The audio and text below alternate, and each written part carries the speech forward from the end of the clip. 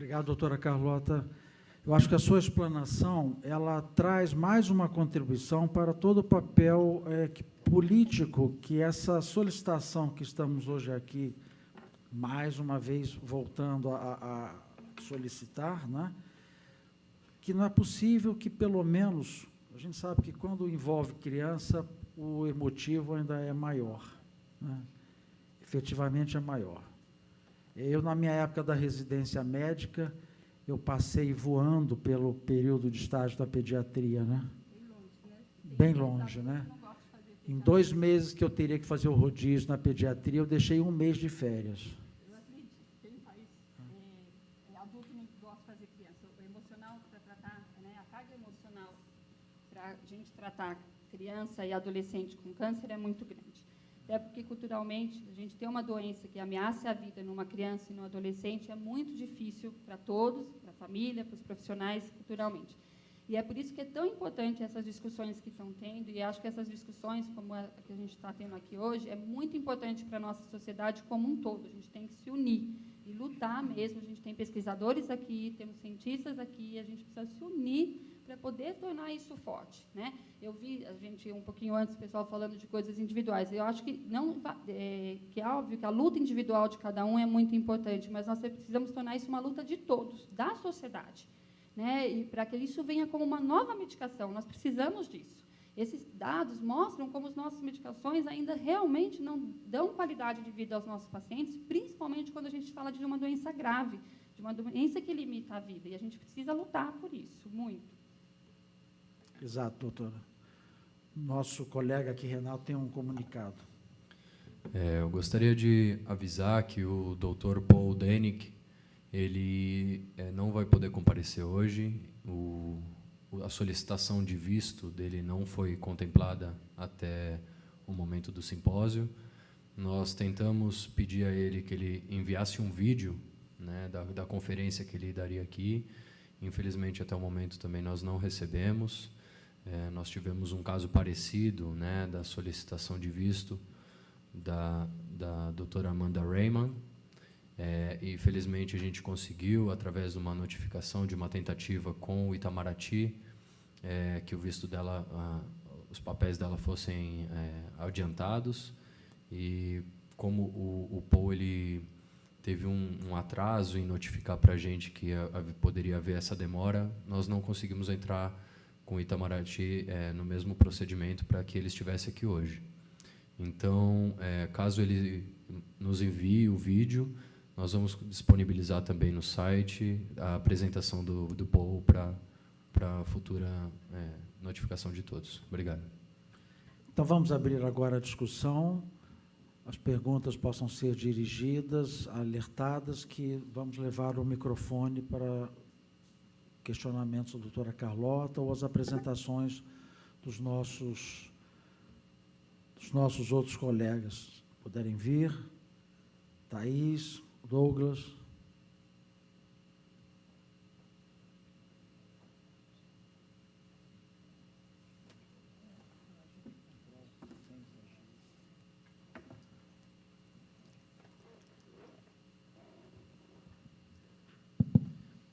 Boa tarde. Na verdade, uma pergunta que não só para a mesa, na verdade, acho que uma pergunta geral, assim, eu vi que, normalmente eu falo bastante, dessa vez eu falei pouco, eu vou falar agora, e eu vi um peso muito grande em cima dos médicos, né? E, de fato, eu acho que existe uma parcela de culpa, mas eu preciso puxar um pouco o peso também para o nosso lado, que são os pesquisadores, né?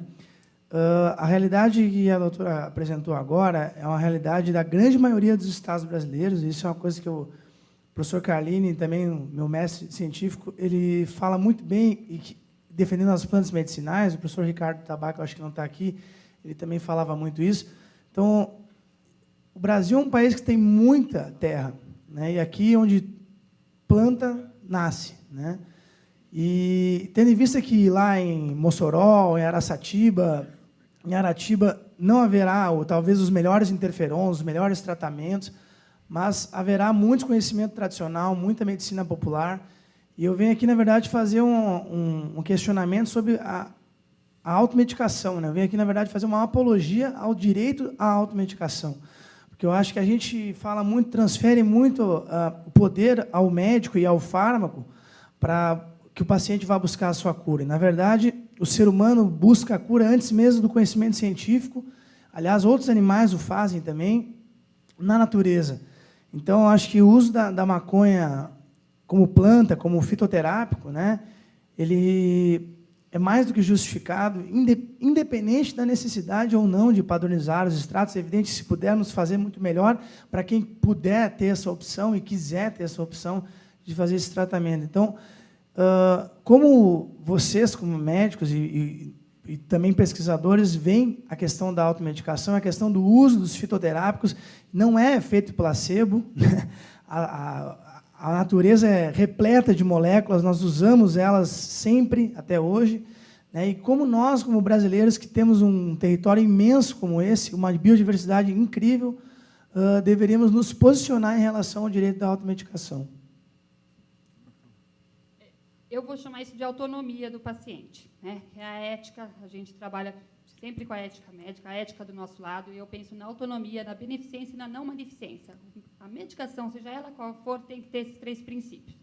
Então, eu acredito na autonomia do paciente de decidir o que ele acha que é bom para ele, mas ele precisa estar informado e orientado em relação a essa droga, essa medicação, o que for que ele for tomar, né? Um alimento. Ele precisa conhecer isso, saber os efeitos colaterais, conhecer a erva que ele está usando, a medicação, a droga que ele está usando. E ele tem autonomia, realmente. Se ele souber todos os efeitos, tudo o que pode acontecer com ele, se responsabilizar isso junto com a equipe médica ou sem a equipe médica do seu lado, acho que não tem problema nenhum. Mas ele precisa conhecer, né? A automedicação é uma coisa que, quando eu entro também em outras drogas, outras medicações, por exemplo, assim, a gente começa daí a pensar: por que eu vou tomar um antibiótico se eu não preciso? Né? Por que eu vou tomar drogas que não têm anticonvulsivantes, antihipertensivos, né? Quando a gente fala em automedicação. Mas vocês, claro, todo cidadão tem uma autonomia para decidir o que é melhor para ele, mas desde que ele tenha conhecimento sobre isso. E, em geral, a equipe médica, os profissionais de saúde, não só médicos, né, todos os profissionais de saúde, eles estão para orientar e para ajudar. Em geral, eles teriam a obrigação de estudar e conhecer tudo isso e poder orientar quem está do lado de lá e não conhece as drogas e as medicações. Tá? Mas não vejo nenhum problema em um paciente seguir a sua autonomia, desde que compatibilhada e com responsabilidade. Eu até corroboro aqui as palavras da doutora, que, nesse momento atual, e eu tenho um tempo razoável de exercício da medicina, que eu vivi vários momentos nessa evolução da atenção à saúde.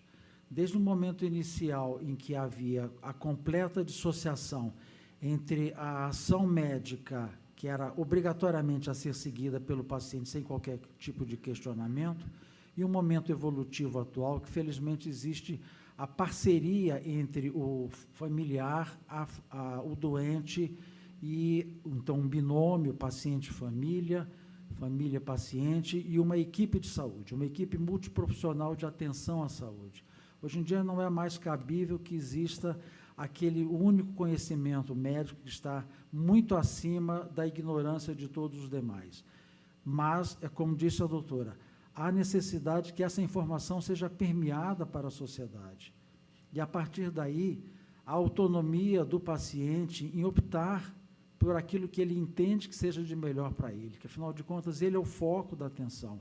E ele tem o direito de optar até por não querer uma oferta daquela equipe que está em atenção a ele, mas com cuidado, nesse sentido de apologia à automedicação, para a gente também não extrapolar ao extremo de liberalização de tudo. Doutor Carlos, eu queria fazer um comentário. Eu acredito que, além do conhecimento médico ser perpassado para a sociedade, seria interessante também a gente pensar que o conhecimento tradicional também deveria ser acessado pelos médicos. E quanto mais tiverem esse tipo de conhecimento dessas medicinas tradicionais, melhor vai ser a elegibilidade na terapia. Eu queria que o senhor comentasse. Isso é verdade. Inclusive, existem alguns setores do Rio de Janeiro que eu conheço, dentro da Secretaria Municipal de Saúde, de terapias alternativas. inclusive com a própria homeopatia, que não é tão associada à alopatia, mas existe um trabalho significativo e que, dentro dessas alternativas todas de terapia, logicamente, a erva medicinal estará bem colocada. Só que não é usual. É muito mais tradicional a medicina baseada na alopatia. Então, é fundamental que seja apresentado não só a atualidade, digo, da erva medicinal, como de outras terapias. Eu acho que isso é mais um elemento desse arsenal terapêutico que a gente precisa trazer e precisa divulgar para a classe médica. As faculdades de medicina nos cursos de graduação, o meu já é bastante defasado do modelo atual, mas eu tenho minha filha formada há 5 anos, ela trouxe uma mudança da grade que talvez vários aqui saibam, né? Estejam vivendo. Quem for da área médica, que mais recente de formado, tenha vivido uma mudança da grade em que algumas faculdades já trazem a própria homeopatia. Talvez já seja a única, mas já é alguma delas. Eu acho que isso é o momento, e é daqui para frente que as coisas vão acontecer, com essa a inserção das medidas alternativas à tradicional alopatia. Alguma pergunta? Oi, boa tarde. Bom, hoje isso não foi muito claramente apresentado aqui, talvez pela ausência do médico americano, mas existem já um razoável número de estudos que comprovam a eficácia e a segurança da cannabis, inclusive da cannabis in natura, mas também do Sativex, para o tratamento de náuseas e vômitos, como foi muito bem ilustrado aqui pelos pacientes. Não está isso só na boca dos pacientes, está também numa razoável quantidade de estudos, inclusive os guidelines lá de Cancer Research dos Estados Unidos colocam o uso de cannabis como adjunto no tratamento desses sintomas, oficialmente lá. Inclusive, foi um médico do INCA que me mandou a página desse site para deixar isso bem claro, assim. Então, à luz disso, assim, eu queria perguntar ao Carlos Henrique Silva, como um representante do INCA, queria que você comentasse um pouco qual o nível de informação que hoje os oncologistas e quimioterapeutas do Brasil têm sobre essa terapia alternativa, em que nível de conhecimento a maioria deles tem.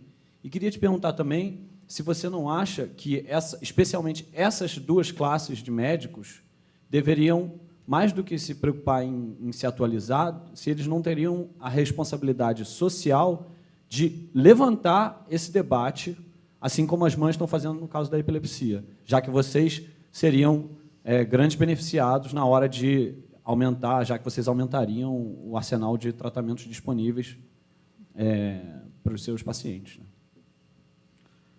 Eu jamais ouvi, em tempo algum, dentro da instituição de câncer que eu trabalho, qualquer proposta de tratamento ou de pesquisa usando a cannabis.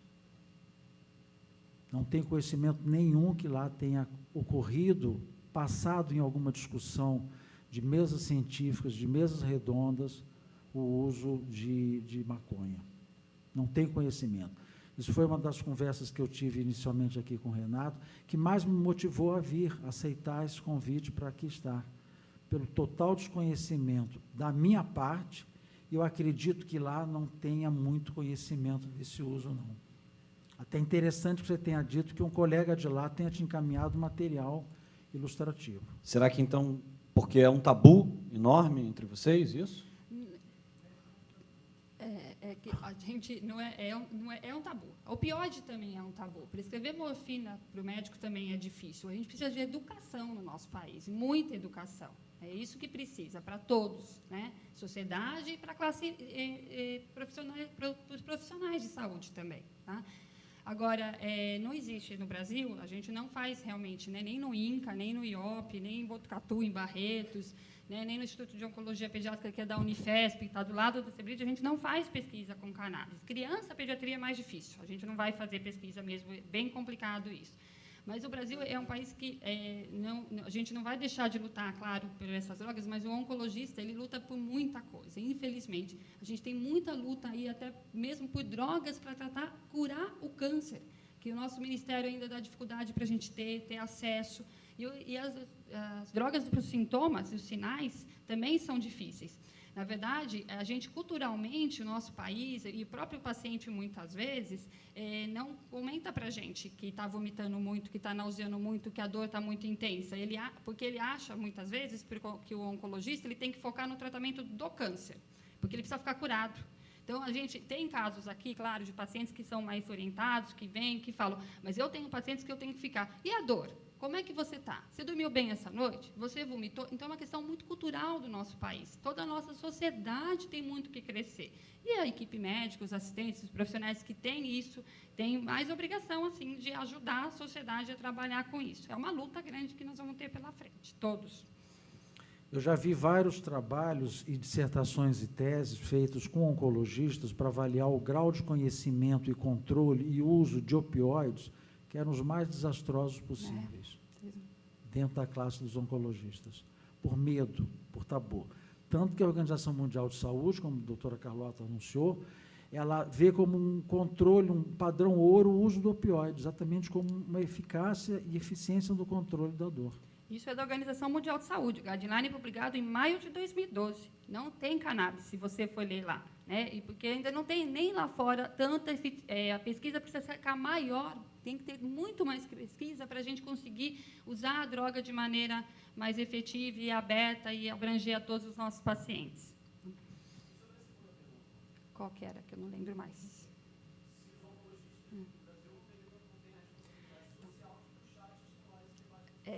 É que eu falei um pouquinho. A gente tem responsabilidade no tratamento da cura dos nossos pacientes, de buscar a cura, de buscar a melhora da qualidade de vida deles, né? E as preocupações são imensas, são muito grandes. Só para você te dar um exemplo, o oncologista ele luta para poder autorizar no nosso país que um paciente com leucemia mieloide tenha direito a fazer transplante de medula óssea ainda. Eu luto para que um paciente meu com tumor do sistema nervoso central tenha o direito de fazer um transplante autólogo e possa ficar curado. Aquele menino que fez um transplante autólogo em Barretos, o nosso Ministério da Saúde não autoriza a fazer isso. Ele não paga por isso. Quem paga é a instituição, é um grupo de apoio, é a sociedade, o pessoal do boiadeiro lá de Barretos que dá o dinheiro para o hospital para fazer isso. Porque, senão, ele não teria feito esse tratamento e, provavelmente, ele não estaria aqui. Isso é uma luta de todos nós. Os oncologistas vão até Brasília, e o professor Carlos sabe disso, lutar por isso, por direitos de transplante de medula óssea, direito de novas drogas para antieméticas, direito de novas drogas para controlar dor, náusea e vômito. E o cannabis é uma coisa muito nova. E tem a parte cultural. É difícil, é igual o ópio. Eu imagino a luta que foi quando trouxeram o ópio para o uso da droga de analgésico. E agora vai ser o cannabis, se a gente conseguir realmente provar. E tem sido, a gente sabe disso, tem trabalhos, tem o Nabilone para náusea e vômito, está publicado, está liberado para a FDA, inclusive em criança, né? Mas isso vai ser uma luta muito grande para o Brasil. O Brasil está caminhando, né? E nós não estamos com básico, então a gente tem que lutar. Não quero desistir, não quero estimular ninguém, mas a luta é muito grande, de todos, da sociedade e da classe médica, dos pesquisadores, de todo mundo, né? Não isento ninguém dessa luta, nem a gente. Aqui é o próximo. Sou eu. Eu estou sempre com uma certa dificuldade, eu sou o primeiro a levantar a mão e o último a ser atendido pelos meus alunos. Acho que eles não gostam de mim falando demais, né? Mas talvez seja isso. Mas, olha, eu queria fazer 2 comentários rápidos. O primeiro é a respeito de como é que o médico poderia se interessar na pesquisa com essas drogas, ou qualquer outra nova. Primeiro, nós temos que remover a negação cultural que a medicina brasileira tem em relação ao tema. Quer dizer, o Brasil ainda considera, e muitos médicos consideram a maconha como uma coisa de classe inferior, dos pretos, dos ex-escravos, ainda isso vige no nosso país, não é para ver. O primeiro simpósio que nós fizemos, em 1995, o simpósio foi totalmente vetado, em qualquer prosseguimento, por um representante da Sociedade Brasileira de Oncologia. Ele disse que não era para ser estudado, era um assunto não médico naquela ocasião, e que ele poderia levar, o congresso foi em junho de 95, e em outubro de 95, no mesmo ano, para o Congresso Brasileiro de Oncologia, coisa que nunca levou, e nós não conseguimos fazer chegar até lá. Então, o primeiro passo, na minha opinião, seria esse. O segundo passo seria fazer entender um pouco mais, né, esse mecanismo de ação. Porque, para nós, médicos, relato de caso é uma coisa importante, não para imediatamente começarmos a pensar em entrar na clínica, mas para começarmos a pensar, este é um assunto que merece prioridade número 1 na pesquisa. Esses relatos de casos que estão aqui são impressionantemente importantes, né? A segunda coisa que eu queria falar é uma pergunta direta que eu tenho para você, para dizer que, às vezes, nós também não ouvimos a cultura. Lá em Belém do Pará, tem uma substância chamada elixir paregórico, que é uma planta. Elixir paregórico. Bom, elixir paregórico é tradicional, há milênios, é produzido a partir da papoula, de onde você tem o ópio e da onde você tem a morfina. Você ouviu falar alguma coisa? Porque nunca ouvi nenhum farmacologista brasileiro falar alguma coisa sobre isso. E gostaria de dizer que tem livros aqui que mostram que o Brasil tem mais de 200 plantas que são usadas na população como drogas, plantas analgésicas. Respondendo à pergunta do colega, que ele falou por que não se faz mais, a ciência não faz mais, a ciência está fazendo, mas ela está fazendo no ritmo do Brasil. E o ritmo do Brasil não é o ritmo do mundo, e muito menos o ritmo da indústria farmacêutica. A indústria farmacêutica não pode ter, pelo sistema econômico que ela vive, e ninguém vai criticar isso aqui, né, ela não pode viver para drogas que teriam mais um acesso à população, teria para dar acesso à população pobre, ou que não pode de cara começar com uma patente. Ela não consegue fazer isso por uma razão muito lógica, né, que nós sabemos que é o sistema com que elas trabalham. Então, são os comentários que eu queria fazer, que eu acho que é importante levar em conta aqui, né? Obrigado, professor. Eu gostaria de...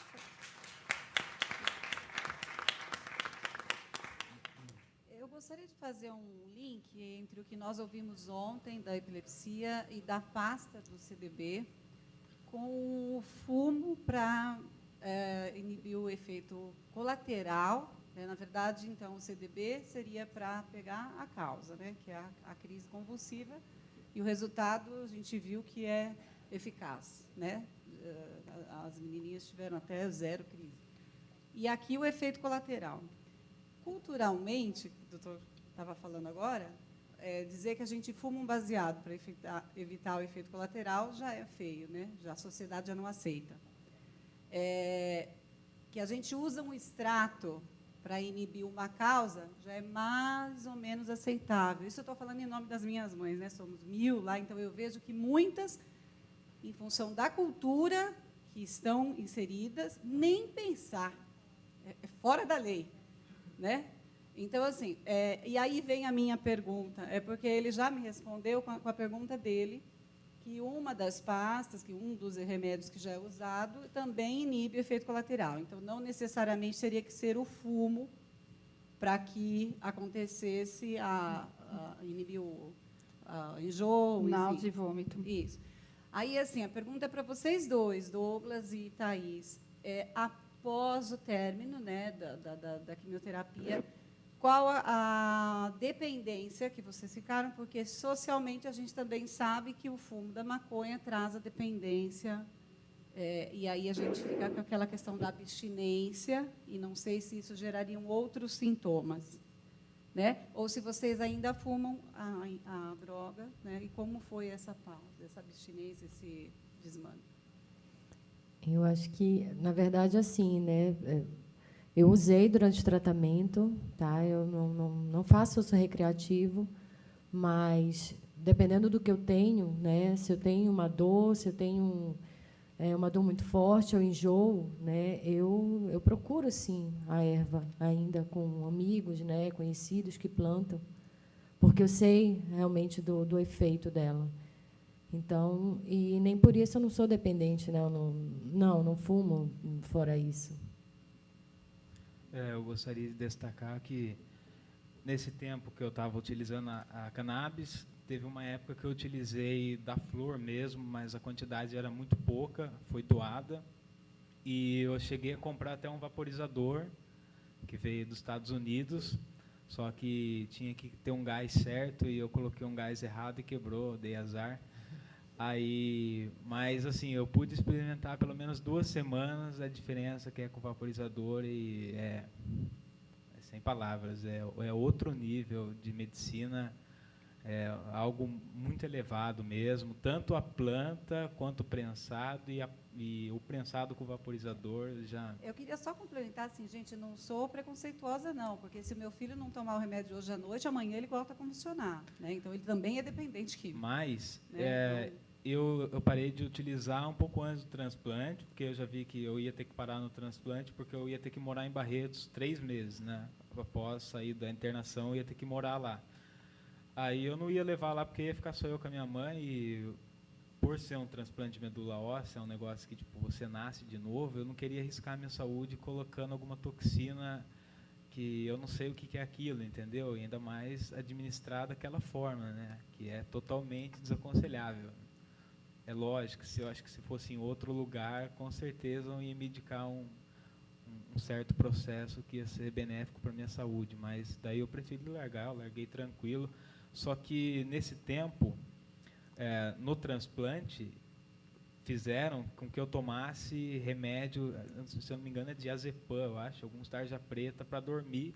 Eu não queria tomar porque eu não precisava, eu estava dormindo tranquilo, só que eles achavam que para passar mais rápido o tempo, para eu não perceber muito, ia ser necessário aquilo. A psiquiatra achou que eu contei meu caso da cannabis, ela pensou que eu era viciado naquilo, mas não, eu realmente estava bem, entendeu? Realmente, de verdade, sem omitir a verdade.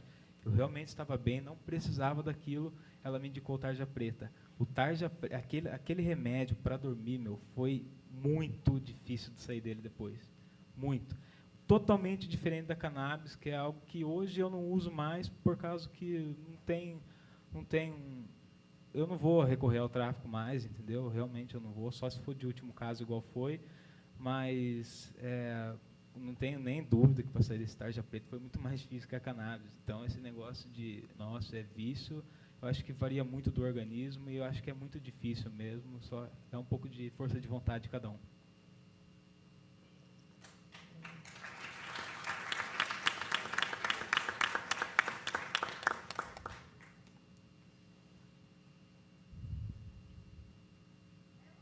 Uma pergunta.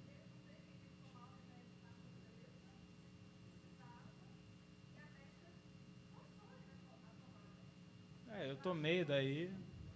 não.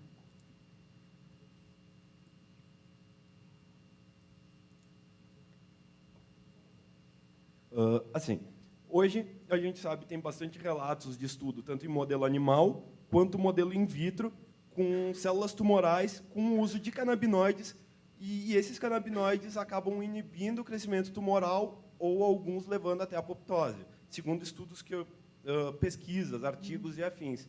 Vocês têm conhecimento de algo ou algo para passar? Não tenho, não. Em pediatria não tem. Tá? Essas pesquisas não são feitas em crianças, a maioria são feitas em animais e a gente não tem nada ainda em pediatria. Nada que a gente possa realmente falar de maneira ainda técnica e científica, dizer que isso realmente tem ação. Existem muitas medicações, muitas substâncias sendo testadas para inibir a apoptose, inibir morte celular. A gente sabe disso. Tem muitos trabalhos sendo feitos com vários tipos de drogas, mas ainda todas em andamento. Meu nome é Celi. Na época da AIDS, teve uma médica em Sorocaba que disse não tem protocolo para dar antirretroviral. Na época era ZT, eu acho, para criança, mas chega, eu vou dar. E ela deu. Chamava Rosana, não me lembro o sobrenome. Deu, e aí teve o apoio do Centro de Referência de AIDS, São Paulo Estadual, na época, e foi uma confusão no país. Conclusão, depois as pesquisas vieram, ela salvou a vida das crianças, ela disse, eu não vou mais ser cúmplice da morte dessas crianças, que me processem. Foi muito corajosa, né? Me impressionou todo mundo e tal. Mas eu fico pensando, assim, que ciência é essa que nós estamos fazendo, e principalmente quando se mexe com substância psicoativa aqui no Brasil. Alguns anos atrás, quem dava curso para médico, psicólogo, pedagogo e tudo mais sobre substâncias psicoativas ilícitas era o DENARC. O que parecia que estava tudo de cabeça para baixo. Eles ainda têm o curso ali, porque nas faculdades na Lei 6368, a gente não podia falar disso, precisava de autorização. Quem soubesse, né, do uso de droga, substância ilícita, poderia ser considerado cúmplice de tráfico, e isso saiu dos currículos. Agora, sim, esta lei mudou. Pode ser até que volte, tem tentativas, enfim, mas, assim, mudou. Se dentro do Instituto Nacional de Câncer a gente não pode discutir sobre isso, a gente vai perguntar para quem? Para a Polícia Federal? Porque é isso que... Foi assim que nós aprendemos que era para pensar sobre substâncias ilícitas. Então, eu acho que assim, está na hora de rever o modelo de ciência também. Né? Como é que nós não estamos ouvindo que tem um monte de gente... Os pacientes estão nos contando aqui, né? Esse jeito do professor Carlini, que eu acho admirável de fazer ciência, de põe todas as pessoas para conversar. Né? Então, assim, os pacientes estão contando que o que dá conta da dor, da diminuição de sofrimento e da melhora do quadro, porque você não está falando só de diminuição de dor, né? Você está falando de remissão de sintomas vários, né? Então, assim, é o uso de cannabis. Agora, como que essa discussão não vai parar no Instituto Nacional?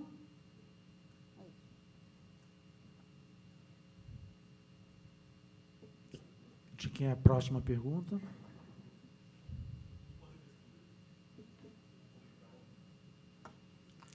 Bom, Isso é institucional, é maior que a gente. Né, veja bem, a minha intenção de vir aqui era ouvi-los todos e levar essa proposta para a instituição. Tá. O meu comentário primeiro a respeito do que o Eduardo colocou, das pesquisas envolvendo possibilidades terapêuticas canabinoides para remissão de tumores mesmo. Eu queria falar que teve a tese do Francisco Rocha, da Universidade Federal de São Paulo, de doutorado, orientada pelo professor Dartil, em que ele aponta, em estudos in situ e vitro, a possibilidade da remissão dos tumores, ou seja, efeito antitumoral, antiangiogênico, antimetastático e pró-apoptótico dos tumores, de gliomas, né, que são tumores do sistema nervoso central, pela utilização de canabinoides nessas pesquisas. Quem quiser acesso a esse trabalho, a gente pode também anexar na nossa página e mandar para todos. E a minha questão é em relação ao dronabinol. O dronabinol é uma molécula sintética canabinoide, idêntica ao THC natural, THC da planta. Ela foi permitida no Brasil no fim da década de 90 para utilização em pacientes em quimioterapia do câncer e da AIDS, em decorrência do aumento da náusea, vômito e perda de apetite. Então, essa é mais uma das incongruências do governo brasileiro, que permite que a molécula psicoativa da planta seja permitida, a sintética, não a natural, enquanto o canabidiol ele não é permitido, e o THC, uma molécula fitocannabinoide natural, também não é permitida, é proscrita, e pessoas são perseguidas, presas e mortas por isso. Então, eu queria perguntar para vocês se existe a utilização na clínica, se vocês sabem que existe indicação, prescrição, importação desse medicamento, o dronabinol, chamado Marinol, nos Estados Unidos, pela clínica médica oncológica brasileira. Ele é liberado, inclusive, para pediatria, nos Estados Unidos e na Europa, mas no Brasil, não. A gente não usa, não prescreve. A gente tem dificuldade de prescrever aqui Nalzedron, que é uma medicação básica, que para o povo brasileiro custa mais de R$100. Tá? Então, outras medicações para a gente ainda não chegou. Para as crianças, não. Nem para os adolescentes. Tem mais alguma... Posso fazer a pergunta? Boa tarde a todos. Estou aqui no fundinho. Vamos lá. Me chamo Juliana. Na verdade, é uma provocação a respeito de tudo que tem sido falado aqui. Né? A princípio, o doutor havia citado para que a gente desse um Google, Scholar, enfim. E dos 14 artigos que há disponível no Google, o que a gente consegue acessar de fato não são os 14, porque a maioria eu tenho que comprar o artigo, eu tenho que pagar para a revista, então eu não tenho acesso nem a ler o que o pesquisador fez, né, quanto mais a comprar a medicação, enfim. Então, tudo isso também pode ser revisto pela academia, né, um pedido assim. Então, porque para ter acesso a gente tem que se esforçar muito para conseguir o contato então desse pesquisador, né, contar o relato próprio do caso, para então talvez ele se sensibilize e mande esse artigo que ele mandou para a revista que eu vou ter que pagar para ler.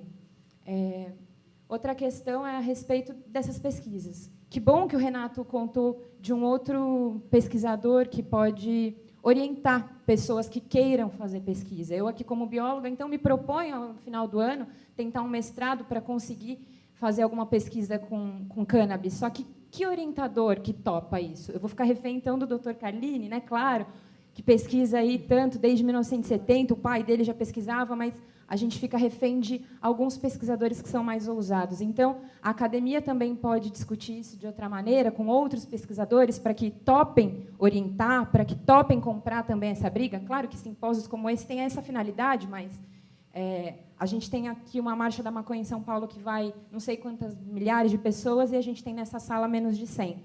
Então, eu também não sei como que a gente pode melhorar essa divulgação do que acontece aqui. E o que mais que eu precisava perguntar assim sobre as pesquisas, então, né? Eu vou começar o tratamento de quimioterapia e me disponibilizo, então, para ser cobaia de uma pesquisa. E, na situação de espera da quimioterapia, eu consigo, com certeza, um número amostral de pelo menos mais 50 pessoas que vão começar essa quimioterapia. Alguém tem interesse em fazer pesquisa? Alguém pode? Né? Uma cobaia humana é permitida? Como que isso acontece no Brasil? Então, a gente quer fazer pesquisa, eu sou bióloga, eu posso me pesquisar? Como que acontece isso? Né? Toda essa dificuldade. Vamos fazer pesquisa, mas quem vai fazer essa pesquisa? O Brasil pode fazer essa pesquisa? As medicações que as crianças têm essa dificuldade para conseguir, os pesquisadores, então, conseguem receber isso? Como que funciona? Alguém... Não sei se deu para entender mais ou menos assim o que eu quero saber e o que eu quis dizer. Sim, do que eu posso lhe responder é o seguinte, quer dizer, não sendo uma droga oficial dentro do país, isso já impede uma pesquisa. Porque se todos nós sabemos aqui que ultimamente a mídia mostrou que foram importações clandestinas, né, no país ela não é oficializada.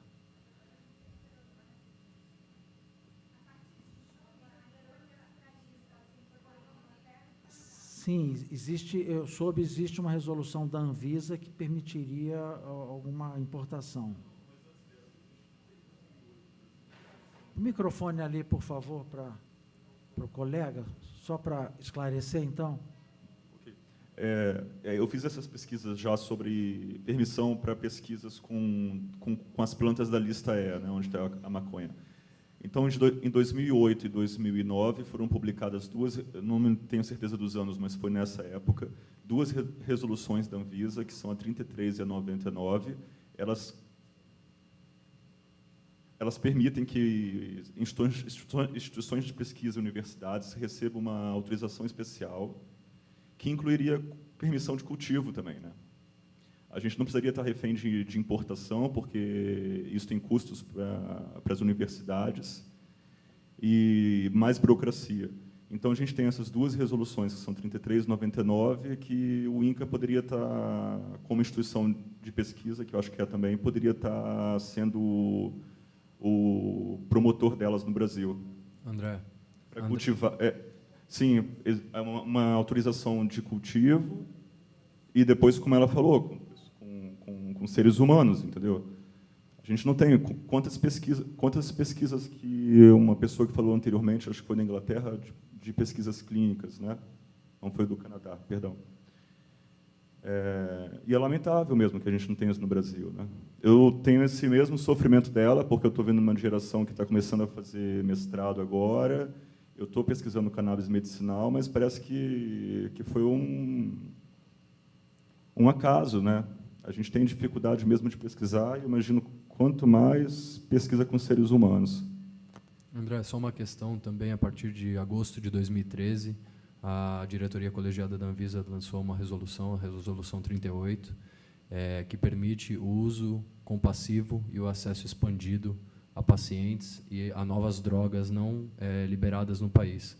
Então, a partir disso, é um indicativo de possibilidade de tanto uso por compaixão de novas drogas, né, que só passaram por testes fase 1 de toxicidade, e também para uso para fins de pesquisa. Então, eu posso fazer só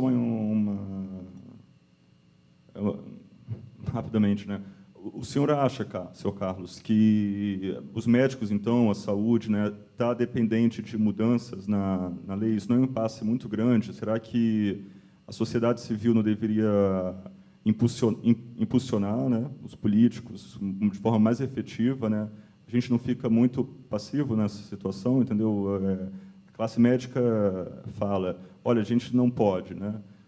Os políticos vão falar, como a Anvisa tem falado, olha, os médicos não pedem, as pessoas não pedem, né? Será que essa discussão está muito nova e a gente vai chegar lá um dia, ou porque o senhor acha que, como o Carline falou, é mal do brasileiro e a gente não vai andar nunca, não vai nunca para frente, né? Quer dizer, como resolver esse impasse entre o que a sociedade não avança e o que o nosso governo, o nosso Estado também não deixa avançar?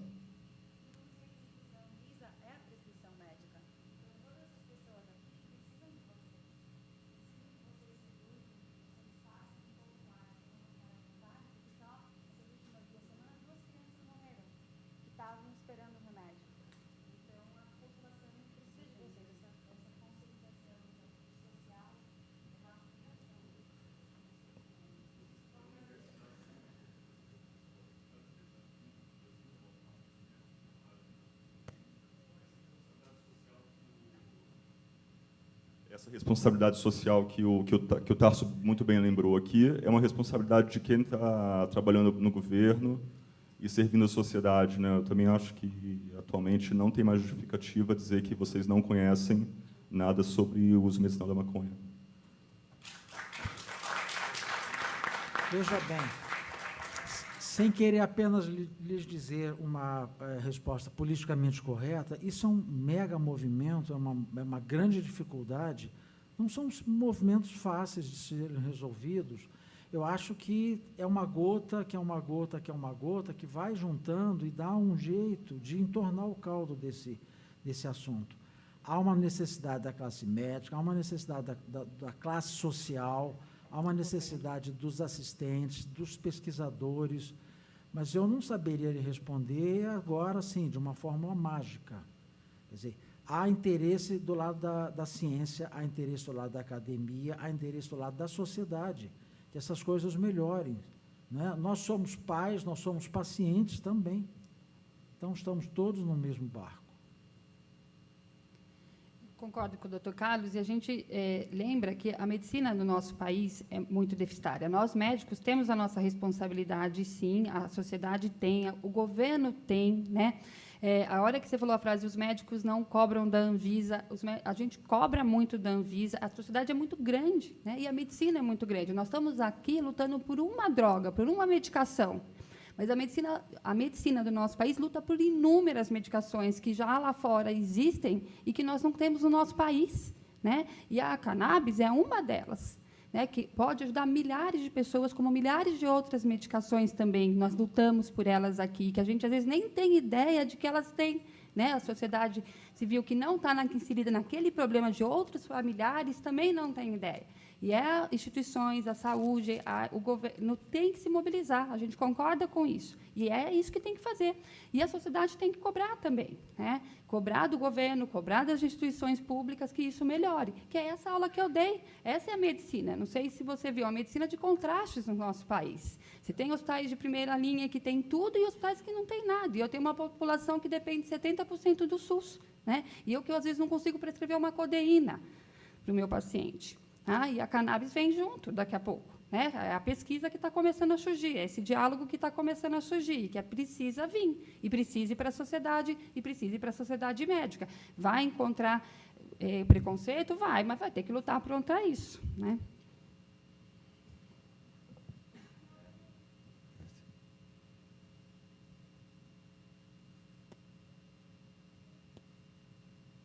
Oi, meu nome é Tainã, sou lá do Amapá, Macapá, estou fazendo naturologia na Unisul, então lá na nossa região é muito comum técnicas homeopáticas complementares, e se vocês costumam a ter conhecimento sobre ou estudar sobre, eu nunca tive plano de saúde, nunca precisei ficar internado, e conhecimento homeopático eu tenho com a minha avó, é comum na região pela sua riqueza de conhecimento, e quando eu saí do meu estado, a minha mãe falou, tira uma carteirinha do SUS.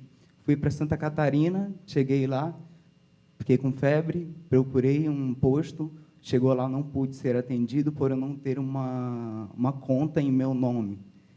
Então, se vocês têm interesse em estudar essas técnicas, parar de estudar a droga, estudar a planta, para que utilizada há milhares de anos por a gente, e poder estar tratando com a natureza mesmo.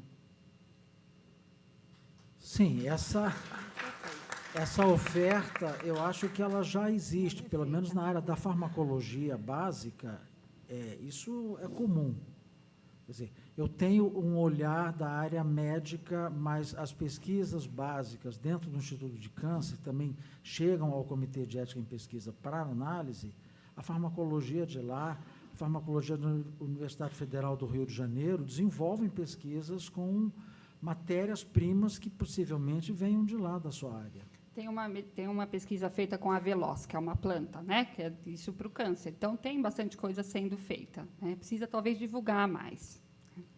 Porque só um princípio ativo, agindo só ele sozinho, ele pode trazer novas doenças. E ali, agindo vários princípios ativos no corpo humano, que nós sempre fomos tratados assim, e, de repente, ter que ser tratado por um princípio ativo, e compra outra caixinha de remédio que tem 2, e depois outra que tem mais 2, e assim 4, e uma planta tem vários. E, sim. Se tem um interesse, assim, se vocês costumam recomendar para seus pacientes o uso homeopático, ou não, por falta de conhecimento? Pessoalmente, eu indico, não posso dizer de uma totalidade de profissionais.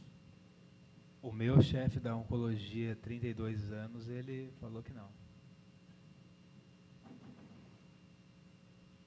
Até eu completo, eu pessoalmente indico, porque eu utilizo homeopatia. Né? E quando eu digo eu, minhas filhas...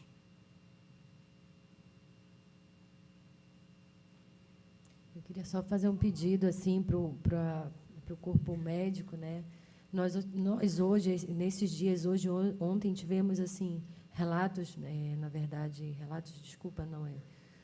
pesquisas, né, mostradas aqui de médicos do Canadá, da Inglaterra, né, do uso da cannabis e assim, e alguns outros médicos que disseram que desconheciam, assim, isso está no mundo inteiro, né? Isso, se você procurar na internet uma pesquisa, você encontra. Então, eu queria só fazer esse pedido, esse apelo, para os médicos também começarem a olhar essa planta como um medicamento sério. Um medicamento, se está fazendo...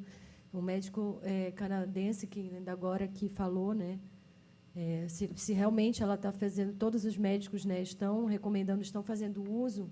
Tudo bem que ainda não pode ser feito aqui no Brasil, mas, pelo menos, o estudo pode ser feito, porque isso vai depender de cada um de vocês.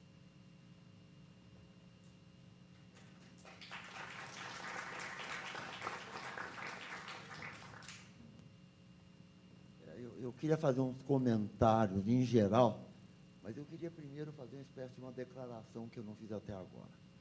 A primeira coisa é o seguinte, dar uma notícia. Eu recebi de fora aí o cartão de um representante do laboratório Ipsen, que é um laboratório nacional, e esse laboratório vai começar a comercializar o Sativex no Brasil. É uma notícia oficial que ele me deu. Tá? Então, o que eu conheço sobre este assunto, há uns 2, 3 anos, aliás, na realidade, a história do Sativex é muito antiga, ela começa na década de 70. O Departamento de Psicobiologia, que eu trabalhava na época, observou pela primeira vez na vida e no mundo que havia uma interação entre o delta-9 tetraidrocannabinol e o canabidiol. Isso foi publicado em 5 revistas internacionais, ganhou uma dimensão muito grande, e o laboratório GH Farmacêuticos da Inglaterra pegou essa ideia, reconhece que o início da ideia nasceu aqui na Escola Paulista de Medicina e desenvolveu o Sativex, é reconhecido até por escrito. Tá certo? Então, ele vem aqui. Bom, então, a primeira coisa que eu gostaria de dizer é o seguinte: eu teria o maior orgulho, como brasileiro que sou, de ver que um produto cuja origem começou no Brasil, chega de volta ao Brasil. Muito lamentavelmente, ela chega como chegou no 1905, o slide que eu mostrei aqui, né? As cigarrilhas Grimaud, que foram importadas pelo Brasil da França, quando o Brasil já usava há muito tempo. Eu mostrei o livro do meu avô, de 1888, que já fazia o uso do cigarro, que as crianças fumavam, então, já o cigarro de maconha através desse. Então, na realidade, eu não tenho um mínimo interesse comercial, para evitar qualquer dúvida, a respeito da vinda desse produto aqui. Nenhum. Eu nunca aceitei uma verba de 1 centavo através desse laboratório. Eu admiro demais o laboratório. O professor Ben Harley, que veio aqui, que é um dos grandes pesquisadores do assunto, ele veio com dinheiro pago pelo CEBRID, através de um grande esforço que nós fizemos. O laboratório, evidentemente, pagaria uma passagem do cientista seu para vir aqui ao Brasil. E eu não quis aceitar, para dizer, eu não quero a mínima suspeita que possa existir. Então, a minha integridade e a minha ausência de interesse é total. O professor Notcutt, quando ele veio para cá da Inglaterra, ele fez questão de dizer tudo que ele não tinha em relação ao problema de interesse pessoal. Ele disse que não tinha, como eu queria fazer essa declaração também, para evitar qualquer suspeita, porque não há muito tempo atrás eu fui acusado de querer a maconha medicinal, porque eu era interessado em dar um liberou total para a maconha, eu queria uma maconha Brás. Foi exatamente o que saiu nos jornais me criticando. Daí surgiu o nome, inclusive, de maconha Brás, né, para ver. Essa primeira indicação que eu quero chamar a atenção me leva a uma segunda coisa. A segunda coisa que eu queria discutir aqui é o seguinte: nós discutimos aqui relatos de caso, absolutamente comoventes, absolutamente reais, e é inacreditável que a ciência não tenha olhado nesses relatos de caso para poder fazer prosseguir a terapêutica e a própria ciência. Mas isso foi esquecido, eu acho que um pouco de propósito. Porque mexer com o edifício da academia, o orgulho, a prepotência da academia é uma coisa muito difícil. E o conhecimento popular não é reconhecido como conhecimento, é coisa de caboclo.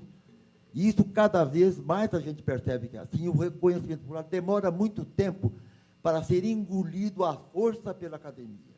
Vem daí a força que nós temos que ter para fazer que eles engulam mesmo, que a academia, que eu, como meu digo, engula, né, através de uma pressão popular. E é isso que eu acho que é o importante, nós estávamos discutindo aqui. Não dá para exigir, e aí também mais uma declaração, eu fui, durante quase 3 anos, diretor da vigilância sanitária do país, né? Eu fui, durante 5 anos seguidos, membro da ONU, da convenção do chamado INCB, o International Narcotics Control Board, que controla esse problema de droga no mundo inteiro. Era um membro titular, eleito pela comunidade internacional, e eu nunca ouvi falar, né, até 2007, que eu estive lá, que não o Delta 1, que você acabou de falar que foi. O canabidiol, não. Dronabinol. O dronabinol é o Delta 9 THC. É a mesma coisa. Marinol, é a mesma coisa. Mas é o comercial, Marinol. Não foram registrados.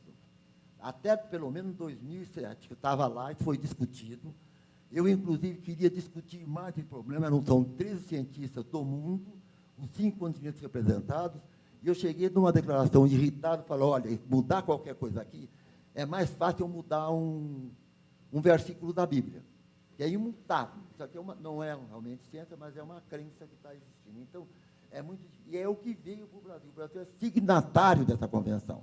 Das 3 convenções, nós não podemos fugir dela, porque o país tem que obedecer regras internas e externas também. E, na realidade, essas regras, se elas forem aplicadas com sabedoria, elas são muito úteis, porque elas evitam abusos. Abusos que eu reconheci, eu vi o termo que dirigia a vigilância sanitária do país, propostas inacreditáveis que vêm. Da mesma maneira que a ciência faz muito besteira, a cultura científica também faz muita besteira, a cultura popular não é isenta de erros também. Então, tem proposta de curativos ou de tratamentos que você examinando, você sabe que aquilo é alguma coisa proposta por uma pessoa que tem influência, porque talvez seja uma pessoa assim que tenha uma espécie de uma dominação em relação à população que dirige, e que não é baseada nem no bom senso, quanto mais de um problema, de um fato, um relato de caso como esse que nós vimos aqui, né? Então, esse é o ponto básico fundamental. Não dá para começar agora, não, vamos obedecer tudo e seguir as nossas próprias regras. Esse é um país que tem uma Constituição, e essa Constituição tem que ser obedecida. Nós não podemos começar a desobedecê-la. Nós temos que forçar que a população faça com que aqueles que não a cumprem integralmente passem a cumpri-la.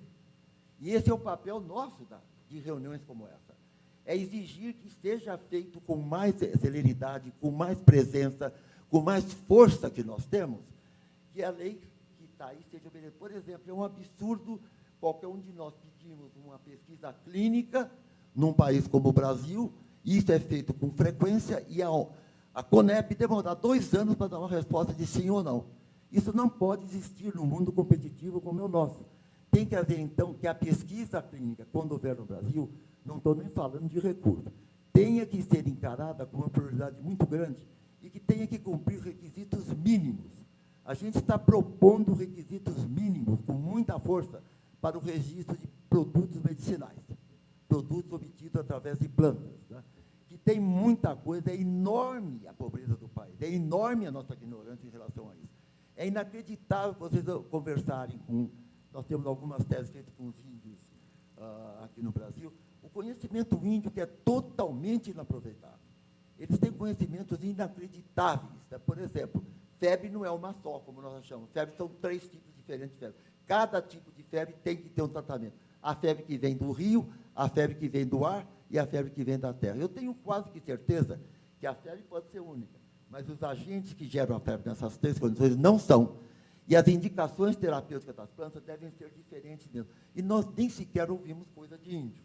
A universidade ouve coisa de índio por esse desprezo. Então, na realidade, também, por favor, eu acho que é uma coisa muito importante quem sai daqui com uma tremenda força para tentar fazer com que amanhã, por exemplo, venham aqui as autoridades, olha, por favor, nós não vamos esperar mais, nós vamos entrar, inclusive, com processo contra vocês, qualquer coisa que a Constituição permite que a gente faça.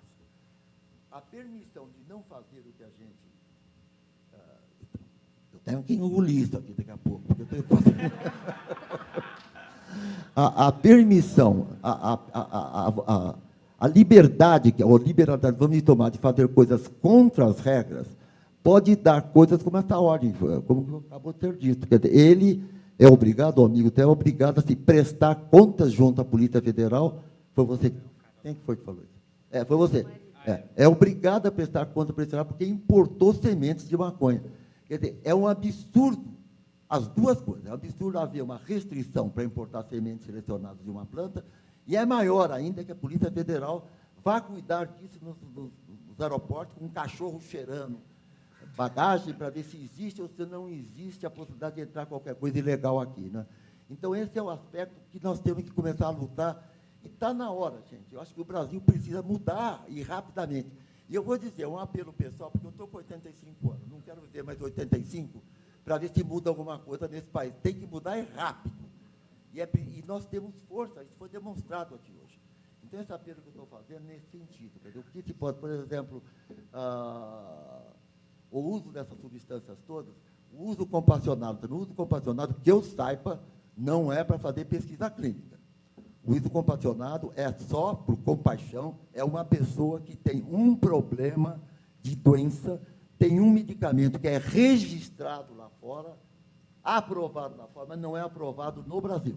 Professor, essa resolução, ela, além de incluir o uso compassivo, ela também inclui o acesso expandido pelo SUS. Então, ela regulamenta os 2 tipos de aprovação. Eu acho que nós deveríamos reler isso, porque realmente não é o conhecimento que eu tenho. Eu posso estar errado, logicamente, viu? Mas não é o que eu conheço. O uso compassivo, falei com... Inclusive, eu tenho discutido diariamente, quase, com o doutor Barbano, para permitir, inclusive, tem que haver o médico prescrever, não pode ser sem prescrição do médico, depois de aprovado lá dentro, tem que haver permissão da Polícia Federal para permitir a importação. Normalmente é um inferno um pouco menos, talvez, num nível superior. Mas é muito difícil conseguir. Mas, de qualquer maneira, esse negócio de uso por compaixão não tem que haver compaixão, né? Tem que haver direito. E é isso que nós temos que pleitear para que haja. É isso, gente.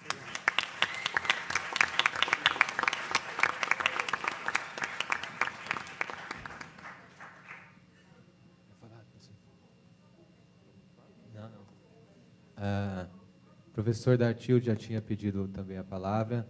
Eu creio que nós só temos tempo para mais uma pergunta, infelizmente. Não, eu queria só mencionar um ponto que foi levantado, que eu acho da maior importância, né?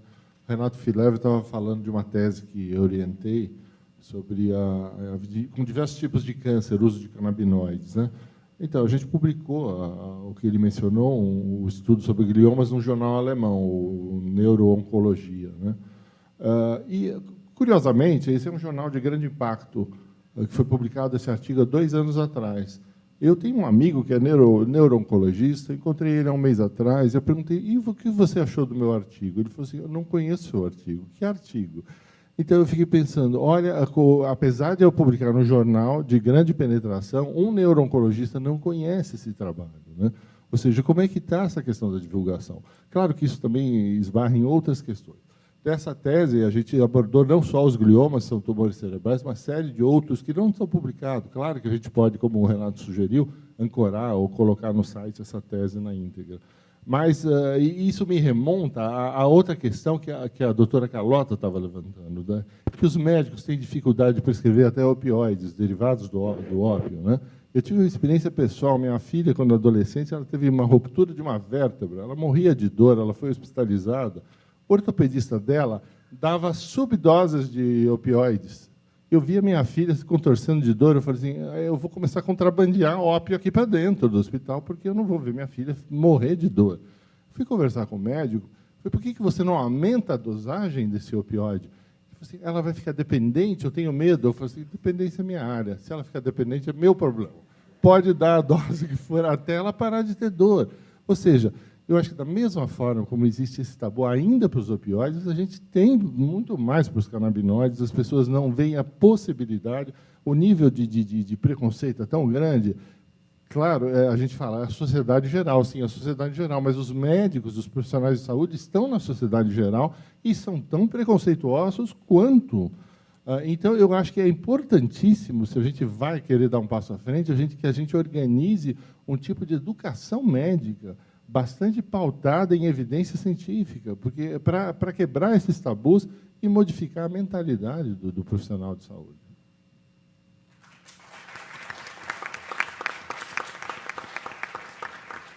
E, nesse sentido, eu queria dizer que a minha experiência com os médicos, meus colegas, não é muito feliz.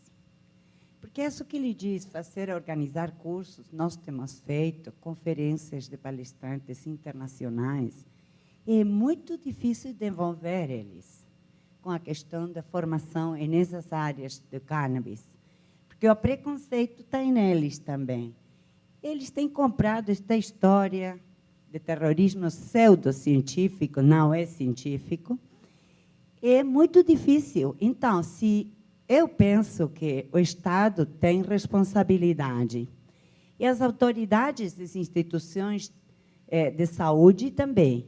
E tem que ser envolvidos em programas obrigatórios de formação. Eles não escolhem fazer isso, mas devem fazer isso, porque seus pacientes, na questão ética, têm que conhecer para acompanhar, mesmo se eles não concordam com as definições, as decisões dos pacientes.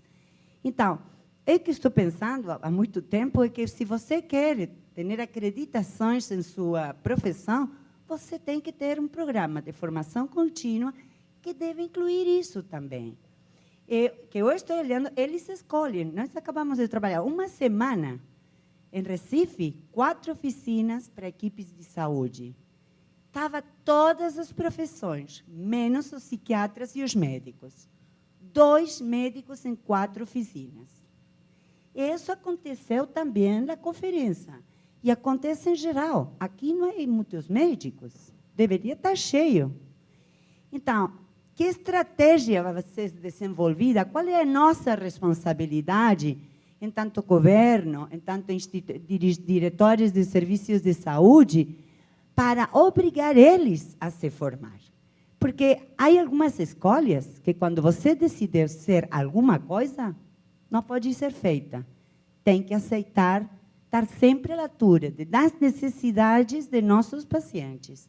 Não podem escolher não saber.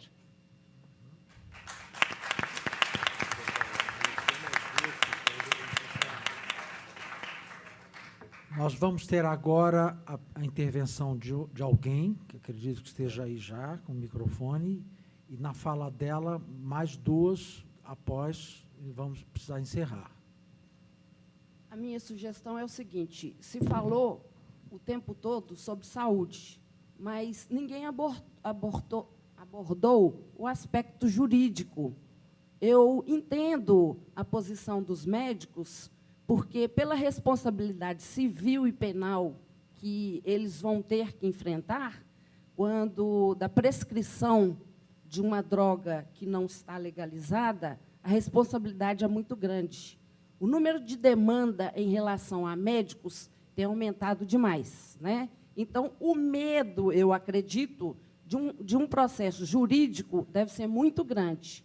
Então, a minha colocação é o seguinte, professor: que se una também os advogados para fazer a defesa de todas essas pessoas, inclusive, né, com relação a esse da Justiça Federal, nós, advogados, que nos unamos também em relação a tudo isso que a gente discutiu durante esse evento, para que se faça frente, para que os médicos possam, com tranquilidade, prescrever esse tipo de tratamento. Porque o medo deles, eu creio, gostaria de saber de vocês, se eu estou errada, com relação à área jurídica, com relação à responsabilidade civil e penal do médico nesse sentido.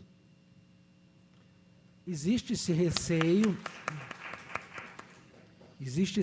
da classe médica, até porque prescrever maconha no sentido atual, ir à boca de fumo, não dá. Pediatra, receituário, então, parece uma cena dantesca. A pediatria, então, isso é coisa de outro mundo, né? Que a gente está com uma... Vocês são uma plateia diferenciada. Eu, pediatra, falar isso para uma mãe no meu consultório, ela manda me prender, né? A cultura é muito forte em relação a isso. Então, você tem que ter apoio judicial. E, na verdade, outra coisa que, para o médico prescrever a medicação, é muito importante, apesar que isso a gente já tem bastante embasamento científico, mas na pediatria vai precisar aumentar, é o embasamento científico. É mais pesquisa, é mais estudo para você prescrever com segurança. Ben Wally, University of Reading. I apologize for not speaking Portuguese, and I realize that the panel don't have headphones on. This afternoon's discussion has revolved around the area of both homeopathy and traditional medicine, and I think there are two significant risks here that need to be pointed out. First of all, talking about cannabis and homeopathy in the same breath will damage your efforts. Homeopathy does not work. Homeopathy is nonsense. There is no clinical evidence that homeopathy is any better than a placebo. So if you put these two things together, you're going to damage your cause. I think it's actually, and I don't wish to be insulting, but embarrassing for a medical doctor to sit on stage and advocate the use of homeopathy. That's one important point. The second point is that traditional medicine is medicine that was developed hundreds of years ago. That's hundreds of years ago when life expectancy was very, very low, infant mortality was very, very high, and all of the diseases that we can now cure were killing a huge part of the population. Just because something is old does not make it wise or true. So what we must do with traditional medicine is, I agree completely with a lot of the points that were made here today, that there are useful ideas, compounds, and leads that we can take from traditional medicine. But having some sort of romantic view that a plant, because it's natural, will magically help us is also nonsense. We need to use modern scientific techniques to investigate the clues provided by traditional medicine to develop modern, safe, well-tested, modern treatments for modern diseases.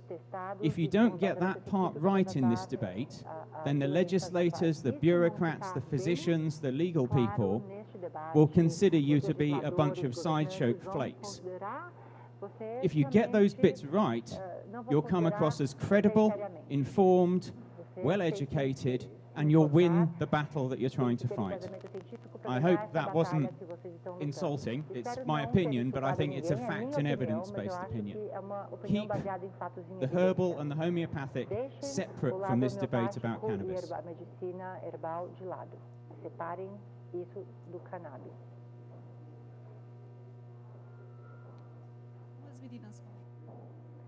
As we heard yesterday, A gente, mãe, acaba virando médica. Fala mais próximo do microfone. Desculpa, médica, bióloga, pesquisadora, enfim.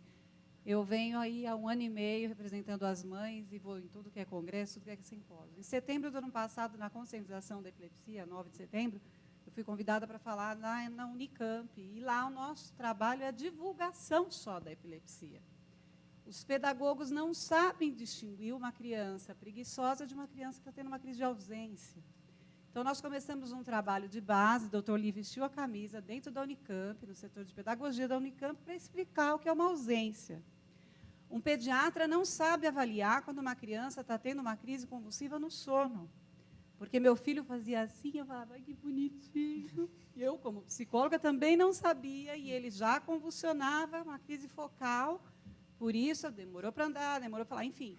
Eu não tive na psicologia, a pedagogia não teve, a medicina não teve conceitos básicos. Então, como é que uma mocinha falou sobre a bióloga, tem um trabalho da Unicamp, são 2 pais, 2 epileptólogos, neurologistas, eu não me lembro o nome deles, pai e filha, ficaram 2 anos numa tribo indígena, em Manaus, no Amazonas, e eles têm uma tese que o cannabis funciona, o fumo, até para criancinha, para prevenir as crises convulsivas. Então, tem muitos trabalhos, mas, como o doutor falou, não são divulgados, a gente não fica com esse conhecimento, né?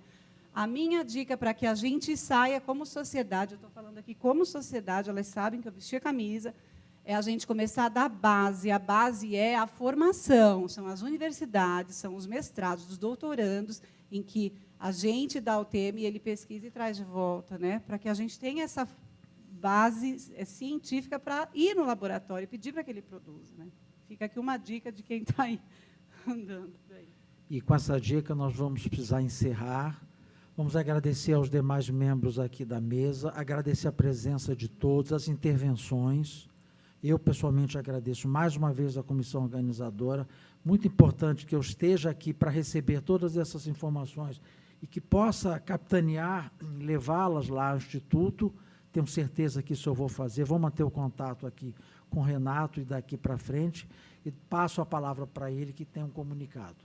Muito obrigado. Eu gostaria de agradecer, em especial, a doutora Carlota, o doutor Carlos, porque muitas das perguntas, os questionamentos que foram feitos seriam respondidos pelo Dr. Paul, né, que tem um conhecimento maior sobre a utilização de canabinoides em câncer, e eles aceitaram o desafio. O Dr. Carlos é muito valente e né, ele aceitou o desafio, notificou a gente anteriormente que ele ia se debruçar sobre o assunto, então eu agradeço novamente a presença, espero que esse link com o INCA seja feito, quem sabe com a Sociedade Brasileira de Oncologia, e que a gente possa levar esse debate adiante. Obrigado a todos.